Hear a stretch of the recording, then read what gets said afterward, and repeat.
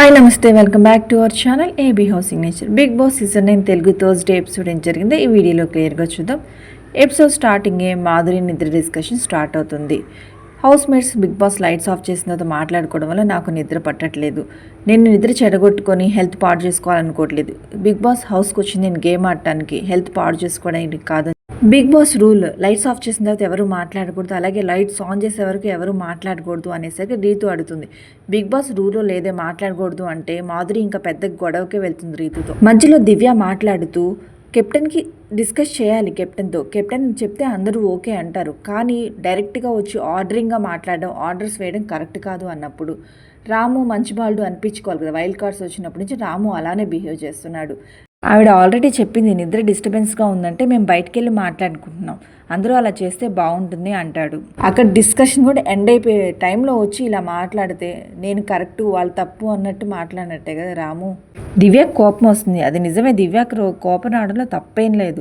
Discussion మొత్తం end అయిపోయే టైంలో వచ్చి నేను మంచోడిని మీరు చెడ్డోళ్ళు అన్నట్టే మాట్లాడాడు అక్కడ. మధ్యలో ఆయేషా ఓవర్ యాక్షన్, తనకు అవసరం ఉన్నా లేకపోయినా అక్కడ డిస్కషన్లోకి వెళ్ళి అందరిని ఎక్కిరిస్తున్నట్టు మాట్లాడడం, పెద్దగా అరవడం, ఇదే ఆయేషా వచ్చినప్పటి నుంచి చేస్తున్న పని. Bigg Boss Ramya and Suman శెట్టికి బ్రేక్ఫాస్ట్కి ఫుడ్ పంపిస్తారు, చాలా రకాల ఐటమ్స్ పెడతారు, వాళ్ళు ఆర్డర్ పెట్టుకునేవని. హౌస్ మేట్స్ అందరు అవి చూసి మాకు కొంచెం పెడితే బాగుండిద్ది కదా బిగ్ బాస్ అని అడుగుతారు.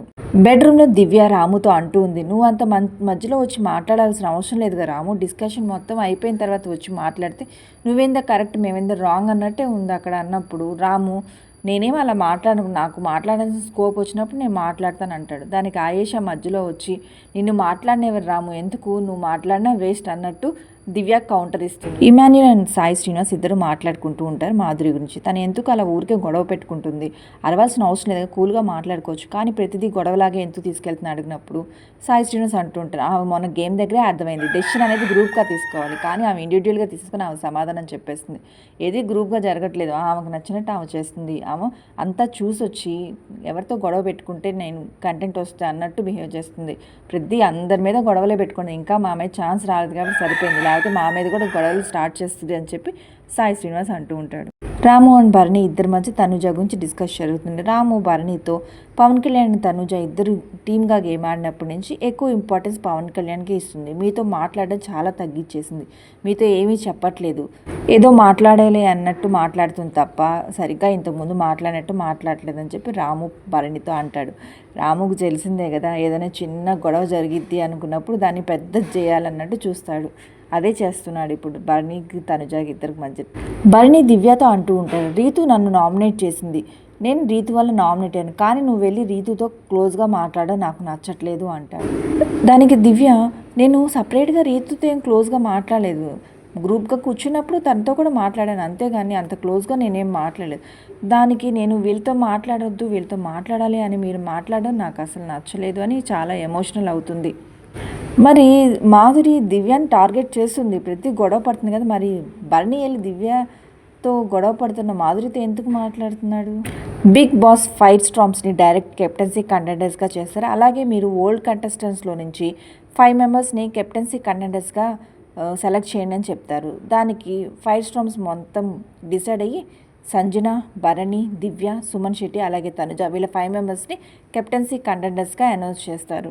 Big Boss old contestants, old wild cards ఇద్దరిని 2 టీమ్స్గా డివైడ్ చేసి టాస్క్ పెడతారు. టాస్క్ ఏమిటంటే 2 గోల్స్ 2 సైడ్స్ ఉంటాయి, మధ్యలో ఒక లైన్లో పెద్ద బాల్ ఉంటుంది. బజర్ మోగినప్పుడల్లా 2 టీమ్స్ నుంచి వెళ్ళి ఎవరైతే అవతల వాళ్ళ దాంట్లో గోల్ వేస్తారో వాళ్ళకి ఛాన్స్ వచ్చి అవతల టీం నుంచి ఒకళ్ళు రిమూవ్ చేసే ఛాన్స్ వస్తుంది. టాస్క్ స్టార్ట్ అవుతుంది. ఫస్ట్ రౌండ్లో 5 స్టార్మ్స్ విన్ అయ్యి బర్నీని రిమూవ్ చేస్తారు. సెకండ్ రౌండ్ కూడా 5 స్టార్మ్స్ విన్ అయ్యి దివ్యాని, థర్డ్ 5 స్టార్మ్ విన్ అయ్యి సంజనాని, ఫోర్త్ రౌండ్ ఫైనల్ అని చెప్పినప్పుడు బిగ్ బాస్ 5 స్టార్మ్స్ విన్ అయ్యి తనుజాని రిమూవ్ చేస్తారు. ఫైనల్గా సుమన్ శెట్టి ఒక్కడే మింగుతాడు కెప్టెన్సీ కంటెండర్గా. గుడ్ మార్నింగ్ సాంగ్తో హౌస్ మేట్స్ అందరు నిద్రలేచి డ్యాన్స్ వేస్తారు. ఇమాన్యుల్ రమ్య ఇద్దరు మధ్య కామెడీ జరుగుతుంది. అపరిచితుల్లో రాము ఏమో ఇమాన్యుల్ లాగా, నందిని ఏం రమ్య లాగా స్కిట్ చేస్తారు, చాలా కామెడీగా ఉంటుంది. ఇమాన్యుల్ మాత్రం కామెడీ చేయడంలో ఫస్ట్ అసలు. చూద్దాం 6 వీక్ కెప్టెన్గా ఎవరవుతారు. సుమన్ శెట్టి వీక్ అని చెప్పి సెలెక్ట్ చేసిన సుమన్ శెట్టియే కెప్టెన్ అవుతాడేమో చూద్దాం. ఈ వీడియో మీకు నచ్చితే మా ఛానల్ లైక్ చేయండి, షేర్ చేయండి. ఇలాంటి మరెన్నో వీడియోస్ కోసం మా ఛానల్ని సబ్స్క్రైబ్ చేయండి. Thank you for watching.